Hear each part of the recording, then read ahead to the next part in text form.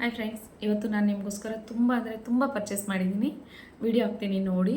ಇಷ್ಟೆಲ್ಲ ನಿಮ್ಮದಾಗಿಸ್ಕೋಬೇಕು ಅಂದರೆ, ಇಷ್ಟೆಲ್ಲ ಐಟಮು ನಿಮ್ಮ ಮನೆಯಲ್ಲೂ ಕೂಡ ಇರಬೇಕು ಅಂದರೆ ಆದಷ್ಟು ಬೇಗ ರಾಕೆಟ್ ರಜನಿ ಚಾನಲ್ಗೆ ಸಬ್ಸ್ಕ್ರೈಬ್ ಆಗಿ ನೀವು ಕೂಡ ಬಹುಮಾನಗಳನ್ನ ಗೆಲ್ತಾ ಇರಿ. Thank you.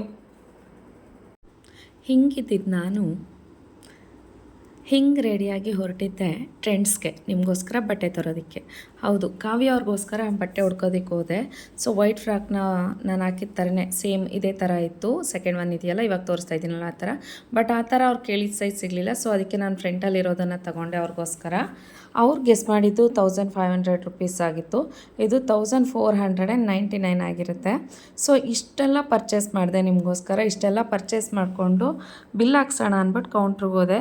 ಬಟ್ ಅವ್ರಿಗೆ ಮುಡ್ಸೋಕ್ಕಾಗ್ತಿರಲಿಲ್ಲ, ಆ ಮಟ್ಟಿಗೆ ಪರ್ಚೇಸ್ ಮಾಡಿಬಿಟ್ಟೆ ನಾನಂತೂ ಇವತ್ತು. ಬಿಲ್ ಹಾಕಿಸ್ಬಿಟ್ಟು ಹಾಸ್ಪಿಟಲ್ಗೆ ಹೋದೆ. ಏಕೆಂದರೆ ಸ್ವಲ್ಪ ತುಂಬ ಹುಷಾರಿಲ್ಲ. ಮನೆಗೆ ಬಂದು ಆ ಪ್ಯಾಕೇಜೆಲ್ಲ ಇಟ್ಬಿಟ್ಟು, ಅಂದರೆ ಪಾರ್ಸಲೆಲ್ಲ ಇಟ್ಬಿಟ್ಟು ಹಾಸ್ಪಿಟಲ್ಗೆ ಹೋದೆ. ನನಗೆ ಎದೆ ನೋವು ಬಂದಿದ್ದರಿಂದ ನನಗೆ ಚೆಕಪ್ಗೆ ಹೇಳಿದರು. ಸೊ ಕೈಗೆ ಏನೇನೋ ಬಿಟ್ಬಿಟ್ರು. ನಾನು ಹೋದೆ. ಮತ್ತು ಹೋಗ್ಬಿಟ್ಟು ಈ ಎಕ್ಸ್ರೇ ಮಾಡಿಸಿದೆ. ಎಕ್ಸ್ರೇಲಿ ಬಟನ್ಗಳಿದ್ದಿದ್ದರಿಂದ ನನಗೆ ಬೇರೆ ಡ್ರೆಸ್ ಕೊಟ್ಟರು. ಎಕ್ಸ್ರೇ ಅದು ಫೇಲ್ಯೂರ್ ಆಗೋಯಿತು. ಆ ಡ್ರೆಸ್ ಹಾಕ್ಕೊಂಡು, ಅವ್ರು ಹೇಳಿ ಡ್ರೆಸ್ ಹಾಕ್ಕೊಂಡು ಎಕ್ಸ್ರೇ ಮಾಡಿಸ್ಕೊಂಡೆ. ಎಕ್ಸ್ರೇ ಮಾಡಿಸಾದ್ಮೇಲೆ ಅದು ಬರೋ ತನಕ ಏನು ಮಾಡೋದು ಅಂದ್ಬಿಟ್ಟು ಅವರೇನೆ ಕ್ಯಾಂಟೀನಿಗೆ ಹೋಗಿ ಊಟ ಮಾಡೋದಕ್ಕಿಂತ ಫ್ರೀ ಟಿಕೆಟ್ ಕೊಟ್ಟಿದ್ದರು.